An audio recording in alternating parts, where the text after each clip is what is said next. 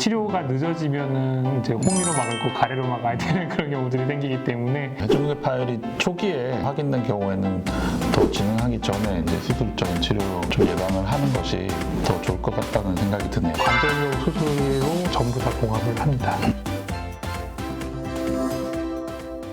안녕하세요.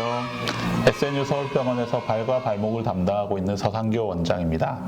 네, 안녕하십니까. SNU 서울병원에서 어깨와 그 탕지를 담당하고 있는 김대 원장입니다. 네, 오늘은 회전근개 파열에 대해서 말씀을 나눠보고자 합니다. 회전근개 파열은 어깨 질환의 제일 핵심이라고 할 수 있고요, 그죠? 네. 환자분들께서 제일 많이 고소하고 질문도 많이 하신 부분인 것 같습니다. 회전근개 파열은 어떤 건가요? 회전근개라고 했을 때 꽤 많이 이제 알려져서 네. 환자분들이 이제 어깨 아프다고 병원에 오시면서 회전근개 파열이 아닌가요? 이런 네. 질문하실 정도로 이제 좀 많이 어깨를 회전시키는 회전근개는 날개뼈와 이제 상완골, 위팔뼈를 이어주는 작은 근육 4개를 주로 얘기를 하는 근육이고요. 또 움직일 때는 어깨를 이제 잘 잡아주는 안정화시켜주는 근육입니다. 근데 이 근육들은 상대적으로 좀 작고 약하고 그리고 이제 위에 쪽 날개뼈 쪽의 견봉 부분과 상완골 쪽이 잘 부딪히는 구조이기 때문에 좀 잘 손상될 수 있는 건 운명을 가지고 태어난 그런 근육들입니다. 그래서 잘 파열이 좀 되는 부분이고 그래서 이런 부분이 파열됐을 때 회전근개 파열이라고 합니다. 이 회전근개 파열의 원인은 좀 구체적으로 보면 어떻게? 노년층에서는 이제 퇴행성 변화가 오다가 파열로 진행하시는 분도 있고 그런 안 좋아진 힘줄이 충격을 받으면서 오시는 분들도 있고 젊은 층에서는 스포츠 활동 많이 하시고 특히 이제 오버헤드 스포츠라고 해서 팔을 어깨 높이보다 높게 올리게 되는 그런 동작을 많이 하는 운동 하실 때 통증이 오시는 분들이 손상을 입으시는 경우가 있습니다. 혹시 그러면은 진단은 어떻게 할까요? 회전근개 파열이 이제 엑스레이상에 딱 보이는 것도 아니고 물론 이제 MRI를 찍어보면 제일 정확하게 볼 수 있습니다. 근데 MRI를 다 찍어보기엔 이제 MRI는 그렇죠. 좀 비싼 검사이고요. 환자분이 오시게 되면 일단 통증이 얼마나 오래 있으셨는지 하고 반복적으로 이게 재발되시는지 그런 것들을 좀 보고요.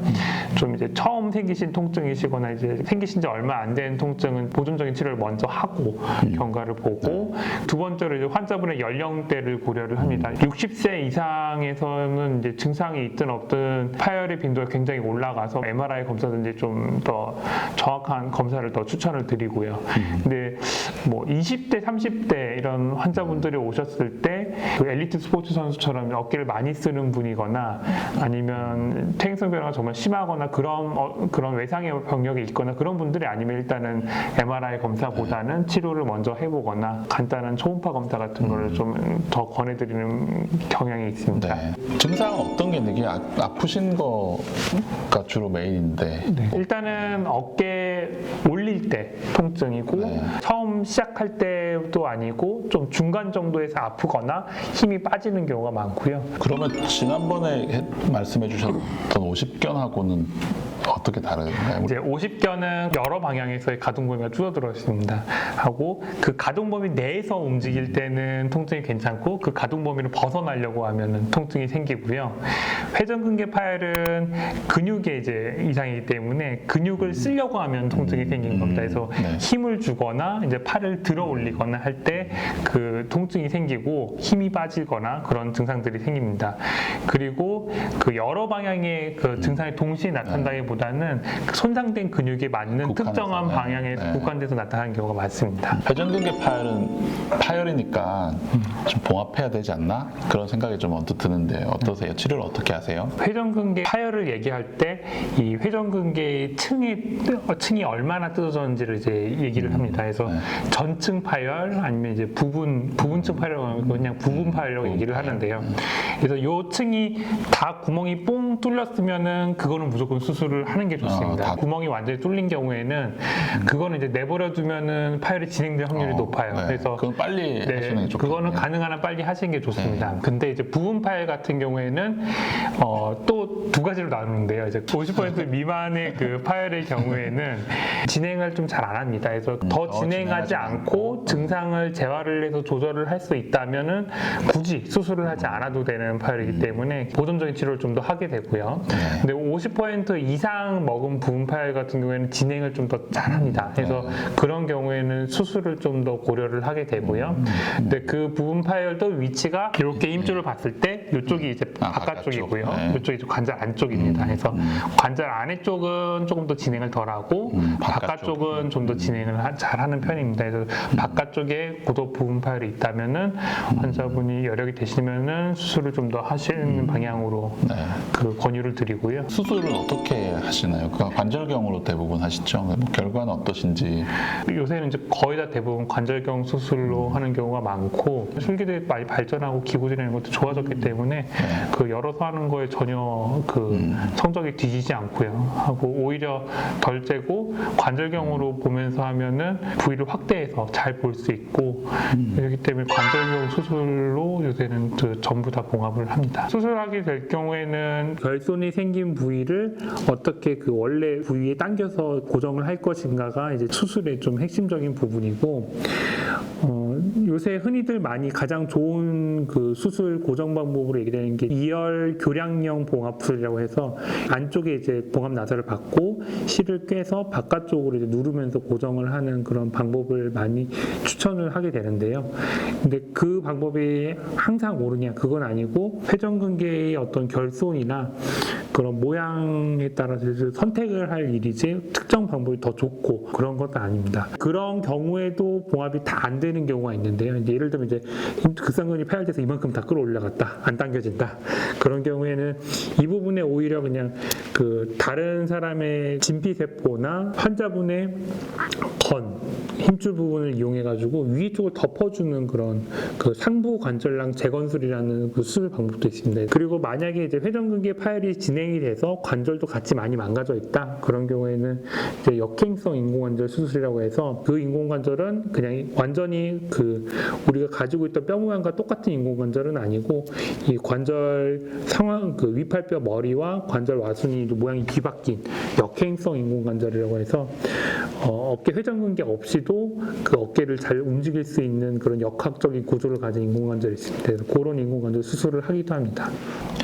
네, 회전근개 파열이 초기에 그러니까 파열이 확인된 경우에는 더 진행하기 전에 이제 수술적인 치료로 좀 예방을 하는 것이 더 좋을 것 같다는 생각이 드네요. 설명을 듣고 보니까 수술하신 분들은 입원 기간이나 재활 과정 그런 경우는 어때요? 이제 회전근개 파열 수술을 할 때 제일 좀 힘들어하시는 것들 중 하나는 통증입니다. 그런 통증이 이제 그 환자분 입원 기간이나 재활에 가장 큰 영향을 미치게 되고요. 수술하고 환자분마다 통증이 굉장히 다릅니다. 어떤 분은 좀 빨리 회복을 해서 가시는 분도 있고 빨리 퇴원하시는 분들은 수술하고 한 이틀째 퇴원을 하시기도 하고요. 조금 아파하시는 분들은 수술하고 한 6일 정도, 길게는 2주까지 가긴 하는데 2주는 흔하진 않고 보통 일주일 내 정도면은 본인이 그냥 가신다고 하실 정도로 통증이 감소를 합니다. 통증 다음으로 이제 불편하신 게 이제 보조기 착용인데요. 봉합술을 했을 경우에 봉합 부위에 좀 긴장도를 줄여서 재파열을 막기 위해서는 요 팔을 조금 벌려주는 자세가 좋기 때문에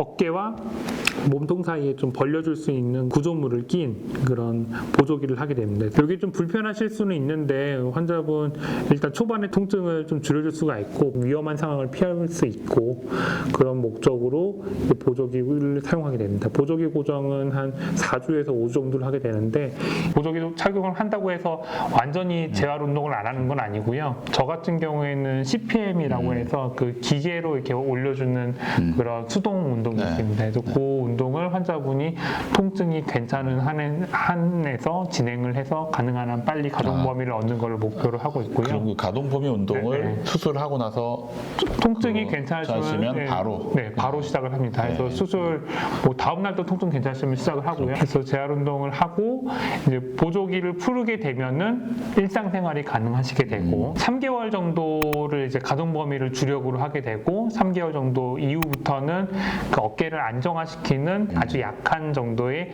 고무줄 근력 운동을 더하게 돼서 3개월 정도 시작을 합니다. 그리고 운동으로 돌아갈 정도나 이제 강한 힘을 줄 정도로 힘이 붙는 거는 6개월 이후부터 힘이 붙기 때문에 그 이후부터 스포츠 활동 이제 복귀를 고려를 합니다. 근데 프로 프로 선수가 아니라면은 조금 더 네. 늦어질 수는 있을 것 같습니다. 네. 그러니까 회전근개 파열을 이제 봉합을 했는데 재파열이 되는 경우, 네. 그래서 또 혹시 뭐 재수술을 하는 경우 이런 경우도 있으신가요? 회전근개 봉합술을 했을 때 수술하고 나서도 이제 환자분의 증상이나 이제 그런 걸 재활할 때 잘 살펴야 됩니다. 재파열이 있을 수가 있고요. 근데 재파열이 있다고 해서 모두 기능이 떨어지거나 그 재파열이 다 진행하진 않습니다. 네. 그래서 수술하고 나서 재파열이 생겼을 때 일단 환자분이 그 재파열에 인해서 증상이 있는지 그걸 확인하는 게 중요하고요. 재파열이 크지 않고 증상이 없다면 그거는 경과 관찰을 하고 재활을 할 수가 있고요. 재파열에 증상이 있다 하더라도 그 진행하지 않고 증상이 조절된다면 그것 역시 수술을 할 필요 없습니다. 근데 회전근개 재파열이 되면서 팔이 들리지 않는다든지 그런 경우에는 재수술을 고려를 하게 되고요. 근데 재파열이 한번 있으신 분들은 힘줄이 정말 괜찮으신 분들은 회전근개 봉합술을 하기도 하는데 아니면 아까 얘기 드렸듯이 이제 상부 관절랑 재건술이라든지 아니면 인공관절이라든지 다른 수술 방법을 좀 선택하시게 되는 경우가 더 많습니다. 네. 오늘은 김대 원장님을 모시고 어깨 질환의 어떤 핵심이라고 할 수 있는 회전근개 파열에 대해서 말씀을 나눠봤습니다.